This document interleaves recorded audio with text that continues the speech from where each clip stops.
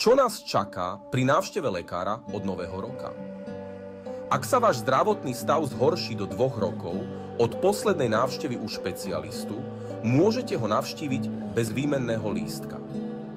Po prepustení z nemocnice budete mať predpísané lieky na celých 28 dní namiesto doterajších 3. A ak budete potrebovať zdravotnícke pomôcky, nemocnica vám ich môže predpísať už počas hospitalizácie.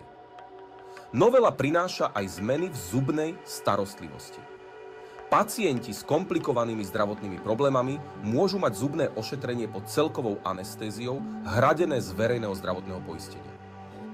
Od nového roka budú môcť lekári v pohotovostných službách vystaviť potvrdenie o PN.